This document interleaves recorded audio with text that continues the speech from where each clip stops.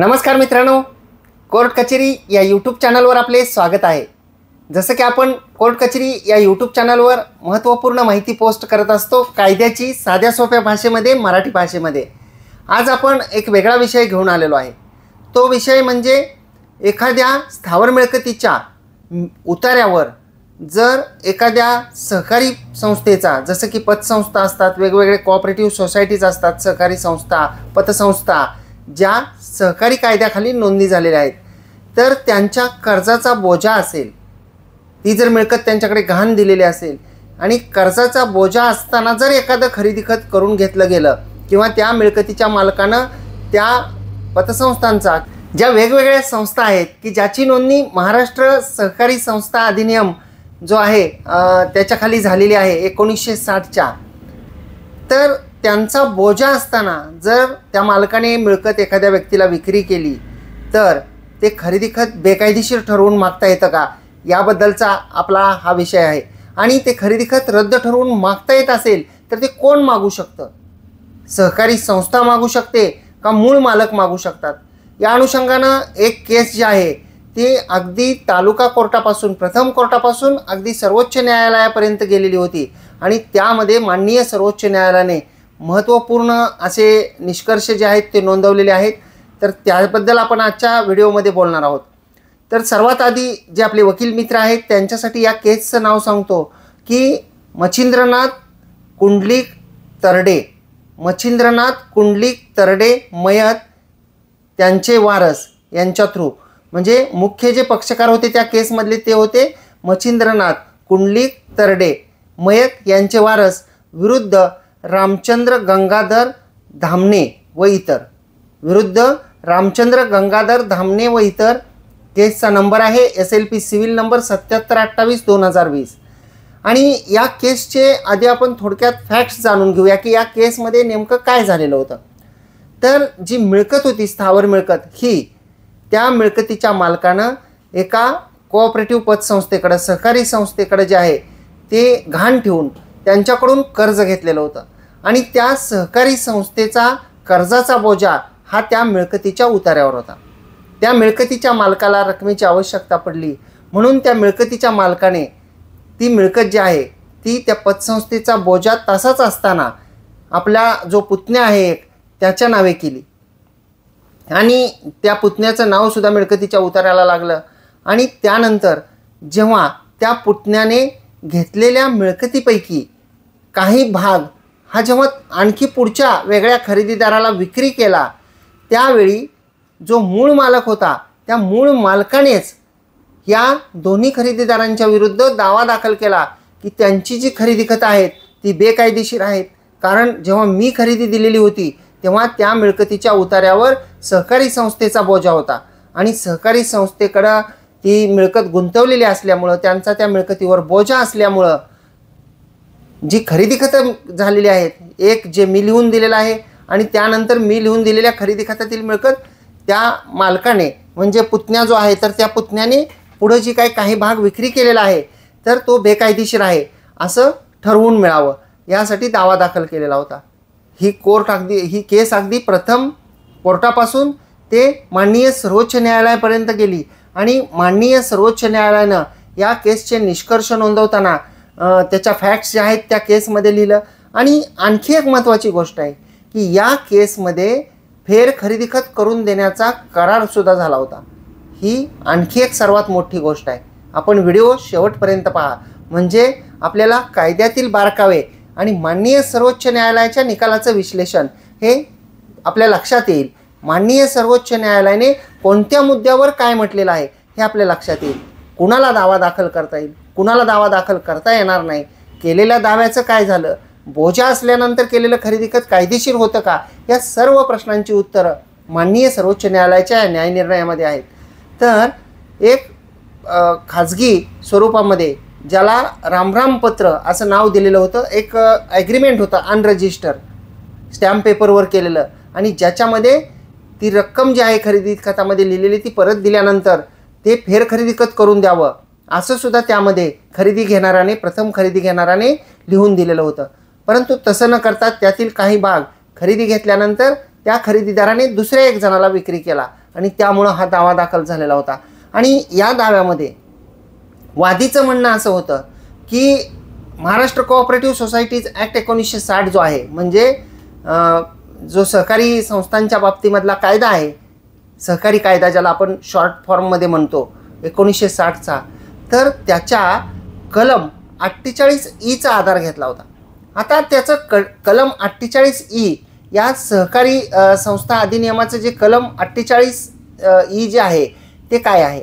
तर आपण कलम 48 जर पाहिलं मित्रांनो, तर त्यामध्ये असं म्हटलंय की charge on immovable property of members borrowing from certain societies, म्हणजे जर का संस्थेच्या सभासदांनी जर का कर्ज घेतलेला असेल संस्थेकडून, तर संस्थेला त्यांच्या मिळकतीवर चार्ज जो आहे तो ठेवता येतो, म्हणजे बोजा ठेवता येतो। त्याच्यामध्ये पुढं असं म्हटलेलं आहे ए मध्ये, any person who makes an application to the society of which he is a member for a loan shall if he owns any land or has interest in any land as a tenant make a declaration in that prescribed in the form prescribed, म्हणजे त्यांनी declaration form दिलेला असते। आपल्याला माहित आहे की पतसंस्थेकडून आपण कर्ज घेताना वेगवेगळ्या फॉर्मवर आपल्या सह्या घेतल्या जातात, ज्यामध्ये जामीन कदबा असतो, डिक्लेरेशन फॉर्म असतो, वचन चिठ्ठी असते, करारनामा असतो, असे खूप सारे कागदपत्र असतात ज्याच्यावर आपल्या सह्या घेतलेल्या असतात। आणि आपण त्या कागदपत्रावर सही करून आपण आपल्या मिळकतीवर त्या कर्जाची बोजाची नोंद करण्यासाठीचे अधिकार सुद्धा दिलेले असतात। त्या महाराष्ट्र कोऑपरेटिव्ह सोसायटीज ॲक्टच्या कलम 48E काय आहे तो आपण पाहू, की ज्याच्या आधारे या केसमधील वादीचं म्हणणं असं होतं की हे खरेदी खत जे आहे ते या कलमाप्रमाणे बेकायदेशीर आहे, कारण मी जेव्हा खरेदी खत दिलं तेव्हा त्या मिळकतीच्या उतार्यावर बोजा होता आणि बोजा असताना झालेलं खरेदी खत हे बेकायदेशीर आहे। ई मध्ये असे म्हटलेलं आहे की any alienation made in contravention of the provisions of clause D shall be void, आणि जसं की डी मध्ये आहे की no member shall alienate the whole or any part of the land or interest therein specified in a declaration made under clause A or B until the whole amount borrowed by the member together with the interest therein is repaid in full। म्हणजे जेव्हा सहकारी संस्थेकडून कुठल्याही आपण कर्ज घेतो तेव्हा आपल्याला सदस्य केलं जातं, आपण त्याचे मेंबर होतो, आणि जर का सहकारी संस्थेकडून आपण कर्ज घेतलं असेल तर कर्ज घेत असताना आपण मिळकत जर तारण दिलेली असेल, आपण सर्व डिक्लेरेशन्स फॉर्म दिलेले असतील, तर त्याच्याबद्दल डी असं म्हणतंय की जोपर्यंत आपण त्या सहकारी संस्थेच्या कर्जाची परतफेड करत नाही तोपर्यंत आपल्याला त्या मिळकतीची तब्दिली करता येत नाही। अलायनेशन म्हणजे जसं की आपल्याला त्याच्याबद्दलचे कोणतेही रजिस्टर दस्त लिहून देता येत नाहीत, खरेदी खत, साठे खत, गहाण खत, बक्षीसपत्र जे आहेत ते आपल्याला लिहून देता येत नाहीत कुठपर्यंत, जोपर्यंत आपण त्या पतसंस्थेचं किंवा सहकारी बँकेचं कर्ज जे आहे ते व्याजासह परतफेड करत नाही, असं डी मध्ये म्हणते। आणि आपण जर कलम 48D पाहिलं तर त्याच्यामध्ये जोपर्यंत पेमेंट भरत नाही तोपर्यंत त्या तारण मिळकतीचं ट्रान्झॅक्शन आपण करायचं नाही, कुठलीही ती तब्दिली करायची नाही असं आहे। आणि ई मध्ये असं म्हटलेलं आहे की एनी अलायनेशन, जर का समजा तसं केलं तर any alienation made in contravention of the provisions of clause D shall be void. आपण कर्ज घेतलंय, आपण मिळकत तारण दिली आहे, त्या पतसंस्थेने आपल्या मिळकतीच्या उतार्यावर बोजा चढवलेला आहे, आणि बोजा चढवल्यानंतर जर आपण त्या मिळकतीची तब्दिली केली, ती मिळकत दुसऱ्या कोणाला विक्री केली, गहाण दिली, दान दिली, बक्षीस दिलं, साठेगत बनवलं, काही केलं आपण रजिस्टर डॉक्युमेंट, तर ते सगळे दस्त जे आहेत ते ह्या क्लॉज ई प्रमाणे बेकायदेशीर आहेत, वाईड आहेत, असं सेक्शनमध्ये म्हणलेलं आहे 48E मध्ये। म्हणजे याचा थोडक्यात निष्कर्ष काय आहे की जर का सहकारी संस्थेचं कोणत्याही जर का कर्ज असेल आणि त्याच्या कर्जासाठी मिळकत तारण दिलेले असेल, तसा त्या सहकारी संस्थेचा बोजा मिळकतीच्या उतार्यावर असेल, तर त्यांचं कर्ज व्याजासह परतफेड करेपर्यंत कोणत्याही प्रकारचे ती मिळकतीची मालकी हक्क कब्जा ट्रान्सफर करण्यासाठीचे दस्त नोंदवता येत नाहीत, आणि नोंदवले तर ते दस्त बेकायदेशीर आहेत, असं हे कलम आहे। आणि याच कलमाचा आधार जो आहे तो त्या केसमधील मूळ मालकाने म्हणजेच खरेदीदार जो आहे तर त्या खरेदीदाराने घेतला, आणि त्या खरेदीदाराचं म्हणणं असं होतं की जेव्हा मी मिळकत विक्री केली तेव्हा त्या मिळकतीवर एका पतसंस्थेचं कर्ज होतं, आणि त्यामुळं मी जे खरेदी खत दिलेलं आहे ते बेकायदेशीर आहे। एवढंच नाही तर आमच्यामध्ये खरेदी विक्रीचा व्यवहारच नव्हता आणि त्यासाठी मला एक खाजगी कागद जो आहे म्हणजे स्टॅम्प पेपरवर लिहून दिलेलं होतं खरेदी घेणाराने की ते मला मी रक्कम परत दिल्यानंतर मला फेर खरेदी खत देतील आणि ज्याचं नाव दिलेलं होतं रामराम पत्र असं. तर आपण पाहिलं की वादी कोण आहे याच्यामधला, तर मिळकतीचा मूळ मालक आहे. दावा कोणाकोणावर केला आहे, तर त्या मिळकतीच्या मूळ मालकानं ज्यांना खरेदी दिलं होतं त्यांच्या विरुद्ध केला आहे आणि प्लस त्यांनी काही भाग त्या मिळकतीचा जो तिसऱ्या आणखी एका व्यक्तीला विक्री केलेला होता तर त्यालासुद्धा जे आहे ते पक्षकार करून हा दावा दाखल केला होता की हे खरेदी खत जे आहे ते बेकायदेशीर आहे. 2 मुद्द्यांवर, एक म्हणजे 48E की बोजा होता म्हणून खरेदी खत बेकायदेशीर आहे आणि दुसरा मुद्दा की हे खरेदी खत ॲक्च्युलीमध्ये फेर खरेदी खत होतं आणि मी त्यांना पैशाच्या तारणासाठी जे काय त्यांचे ट्रान्झॅक्शन असतील त्याच्यासाठी दिलेलं होतं, तसं माझ्याकडे ॲग्रीमेंट आहे असं त्या वादीचं म्हणणं होतं. जेव्हा ही केस माननीय सर्वोच्च न्यायालयामध्ये गेली आणि त्या माननीय सर्वोच्च न्यायालयापुढं वादी आणि प्रतिवादीतर्फे जे मी आपल्याशी आत्ता बोललो हेच प्रश्न उपस्थित करण्यात आले. खरेदीदाराचं म्हणणं असं होतं की हे it is absolutely sale transaction, हे खरंच खरेदी खताचा दस्त आहे, मी त्यांना पैसे दिले, त्यांनी मला ती मिळकत विक्री केली, त्या मिळकतीची कायदेशीर मालकी आणि कब्जा जो आहे तो मला दिला आणि त्यातला काही भाग जो आहे तो मी दुसऱ्या व्यक्तीला जो आहे तो विक्री केलेला आहे, त्यामुळे माझं खरेदी खत हे कायदेशीर आहे, जो पोर्शन मी दुसऱ्याला पुढं दिलेला आहे ते सुद्धा खरेदी खत कायदेशीर आहे असं त्या प्रतिवादींचं म्हणणं होतं.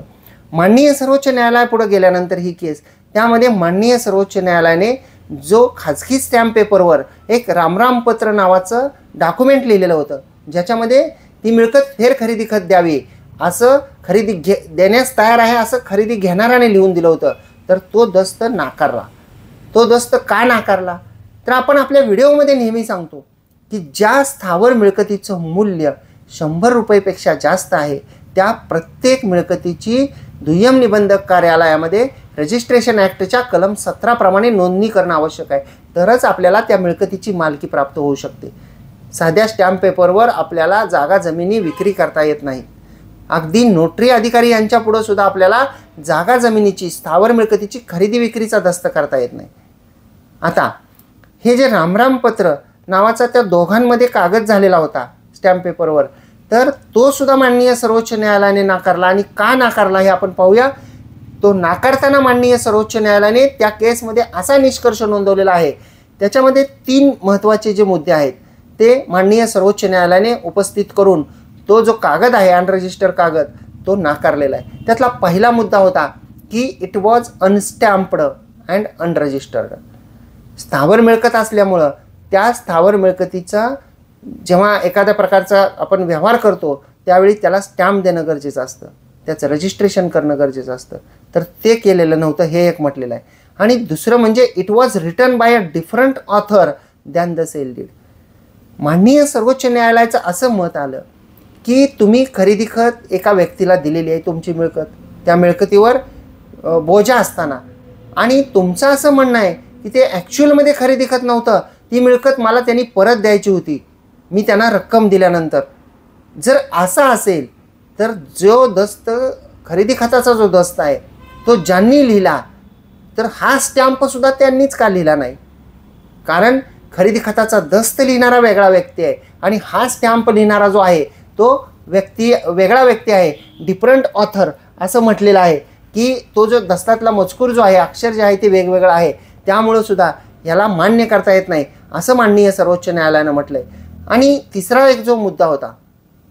जो आपण व्हिडिओमध्ये नेहमी सांगतो, स्थावर मिळकतीबाबतचे विषय आले, साठेखताचे विषय आले, मुदतीचे कुठले विषय आले की आपण ही गोष्ट वारंवार सांगतो आणि त्याचा उल्लेख माननीय सर्वोच्च न्यायालयाच्या या न्याय निर्णयामध्ये आहे. तिसरा मुद्दा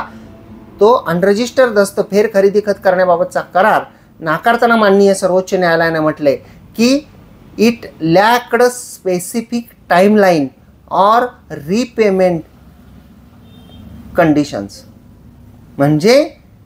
it lacked specific timelines or payment conditions. म्हणजे मी माझी मिळकत एका व्यक्तीला खरेदी दिली, रजिस्टर खरेदी खताचा दस्त लिहून नोंदवून दिला, दुय्यम निबंधक कार्यालयामध्ये गेलो, तिथं मी हजर राहिलो, माझ्या सह्या अंगठ्या केल्या, माझे फोटो काढले गेले, माझं आधार कार्ड दिलं गेलं, साक्षीदारांनी सह्या केल्या, देणार घेणाऱ्यांनी सह्या केल्या गेल्या, रजिस्टर खरेदी खताचा दस्त नोंदवला गेला आणि त्याच दिवशी एक दुसरा फेर खरेदी खताचा 100 रुपयाच्या स्टॅम्पवर कागद नोंदला गेला आणि त्यामध्ये लिहिला गेला आणि त्यामध्ये असं म्हटलं गेलं की मी तुम्हाला ही तुमच्याकडून घेतलेली रक्कम परतफेड केल्यानंतर तुम्ही मला या मिळकतीचे फेर खरेदी खत देण्याचे आहे, एवढंच लिहिलं. तर हे सुद्धा कायदेशीर होत नाही असं माननीय सर्वोच्च न्यायालयानं म्हटलेलं आहे. का तर त्याच्यामध्ये कोणताही स्पेसिफिक टाईम नाही, म्हणजे हे फेर खरेदी खत किती दिवसामध्ये करायचं आहे याचा कोणताच उल्लेख त्या स्टॅम्प पेपरमध्ये नाही. आणि रिपेमेंट जे आहे म्हणजे फेर खरेदी खत किती दिवसामध्ये द्यायचं, रक्कम जी आहे तो हा लिहून घेणार, स्टॅम्प लिहून घेणार म्हणजे मिळकतीचा मूळ मालक ज्यांनी खरेदी दिली आहे तो ती रक्कम परत कधी देणार आहे, या दोन्ही गोष्टीबद्दल कोणतंही टाईम लिमिट लिहिलेलं नाही. आणि कोणतंही टाईम लिमिट लिहिलेलं नसल्यामुळं सुद्धा तो जो स्टॅम्प आहे तो माननीय सर्वोच्च न्यायालयाने नाकारलेला आहे आणि खरेदी खताचं जे आहे ते कायदेशीर आहे असं म्हटलेलं आहे. आता या केसमध्ये महत्त्वाचा मुद्दा जो निघालेला होता तो होता की सहकारी संस्थांच्या बाबतचा जो कायदा आहे 1960चा, महाराष्ट्र कोऑपरेटिव्ह सोसायटीचा ॲक्ट 1960 1960चा, तर त्याचं जे कलम होतं 48E, तर त्या 48E बद्दल